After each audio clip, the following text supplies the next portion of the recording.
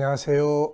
김성길 목사와 함께하는 예수님 이야기 제1단원, 이 시간에는 82회가 되겠습니다. 우리가 지금 공부하고 살펴보는 것은 제5부죠. 십자가에 대한 올바른 이해. 1장 서론, 2장 십자가를 유난히 사랑했던 사람 바울의 이야기, 그리고 십자가 3장에서는 속에 있는 아버지의 사랑. 그래서 네 가지. 첫째는 창조의 사랑, 구원의 사랑, 세 번째는 임마누엘의 사랑, 네 번째는 예비하심의 사랑. 창세기 이전부터 시작된 아버지의 사랑. 계시록 22장에 와서 완성되는 아버지의 사랑. 네. 그리고 이제 그 사랑 안에 우리가 거해야 되는 것, 그래서 거하기 위해서 뭐가 필요한지 이런 거 우리가 살펴봤습니다. 자, 그러면은 이제 제4장을 우리가 살펴보죠. 십자가 속에 있는 예수 그리스도의 사랑에, 십자가 속에 들어있는 예수 그리스도의 사랑. 아버지의 사랑뿐만 아니라 예수 그리스도의 사랑. 네. 우리가 요한복음 13장 33절, 34절을 보면은 그런 말씀 나오죠. 내가 너희를 사랑한 것 같이 너희도 서로 사랑하라. 아버지의 사랑만이 아니라 십자가는 예수님의 사랑의 흔적이고 증표죠. 그래서 이 시간과 다음 시간, 2시간에 걸쳐서 십자가 속에 들어있는 예수 그리스도의 사랑에 대해서 우리가 살펴보겠습니다. 그래서 십자가를 묵상할 때는 항상 아버지의 사랑을 묵상하고 그 안에 들어가서 예수님의 사랑을 묵상을 해야 그게 은혜가 되고 십자가가 능력이 되는 거예요. 자, 그래서 먼저 첫 번째입니다. 십자가 속에 들어있는 가장 위대한 순종, 그리고 사랑, 희생. 네, 이런 것들이 이제 이걸 우리가 성령의 감동으로 딱 깨달으면 우리 안에 엄청난 감동이 오고 변화가 일어나요. 그래서 바울 사도는 예수 그리스도 안에서 새 것이 되었다 이렇게 이야기를 하죠. 바울 사도가 변화할 수 있었던 것은 바울은 당시에 세계를 지배했던 세 가지의 사상과 지식을 아주 잘 알고 있는 사람이죠. 우선 로마 시민권, 로마의 정치 문화, 그 다음에 그 시대의 하나의 골격이라고 할 수 있는 헬라 철학. 바울은 헬라어에 능통했고 헬라 철학을 잘 아는 사람이죠. 또 가장 오래된 종교적인 틀, 바로 유대교죠. 그래서 율법에 대해서 잘 알고 있었고 정통 유대 율법을 연구하고 유학까지 했던 사람이죠. 이 세 가지의 사상과 지식이 당시 세계를 지배하고 있었죠. 그런데 그런 속에서 바울은 변화가 오지 않았어요. 그러다가 어느 날 주님을 딱 만났고 그분의 십자가를 알게 되죠. 그 속에서 예수님의 아픔, 사랑, 헌신 이런 것들을 하나씩 하나씩 깨달아가면서 바울에게는 변화가 오기 시작을 했어요. 완벽주의자가 그 안에 사랑이 꿈틀대기 시작하고, 네. 사람 죽이는데 잡아다 주는 사람이 얼마나 그 강한 사람입니까? 그런데 다른 사람의 스스로 종이 돼줄 수 있고, 고린도서 5장에서 그가 그런 말 하잖아요. 내 안에 그리스도의 사랑이 막 부글부글 끓고 있다. 그게 나를 미치도록 만들고 있다. 이렇게 이야기합니다. 우리도 좀 그렇게 살아봤으면 좋겠습니다. 한번 보죠. 도표를 보시면 페이지는 319페이지입니다. 십자가 속에 들어있는 가장 위대한 순종, 사랑, 희생. 자, 십자가 안에는 아버지의 사랑과 함께 예수 그리스도의 사랑과 헌신이 들어있습니다.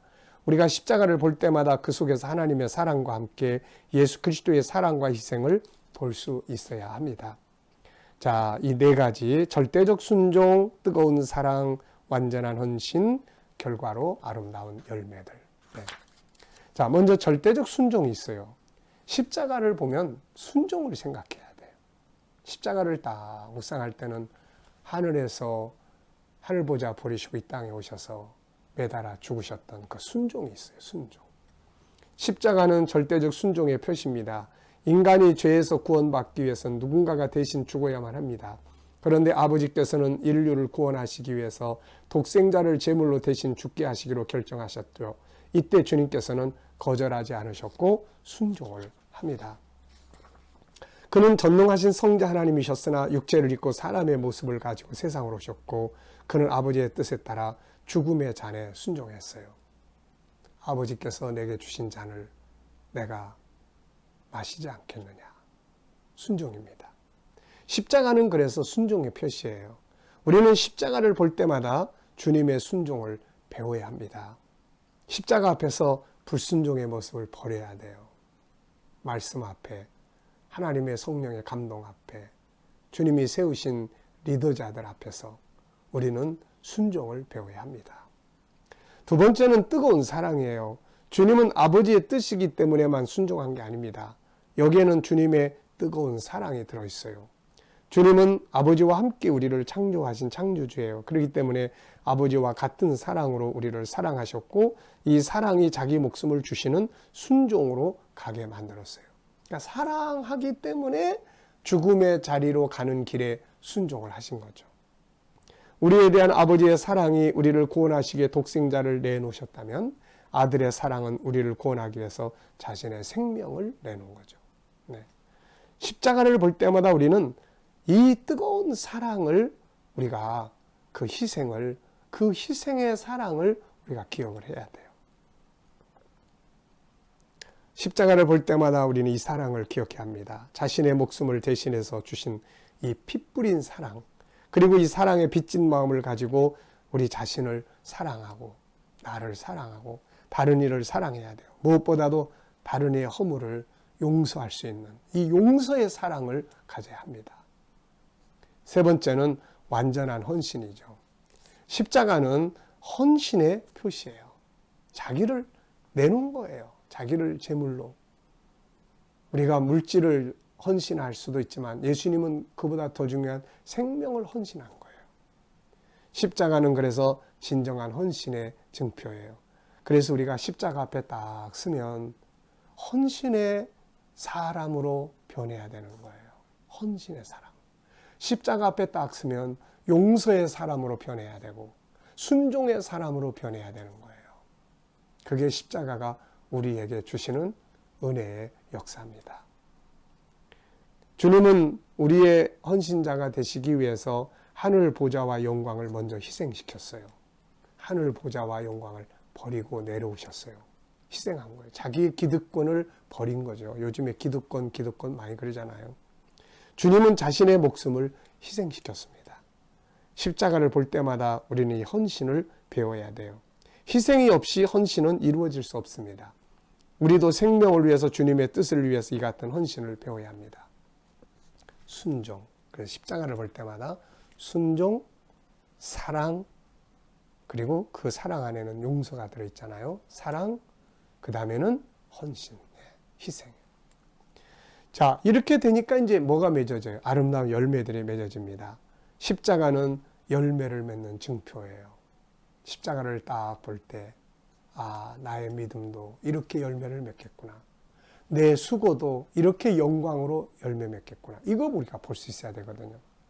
십자가에서 죽으신 주님은 스스로 부활의 열매를 맺으셨고 십자가에서 고난을 받으신 주님은 하나님의 보좌 우편에 앉으셔서 영광을 받으시는 상급의 열매를 맺었어요.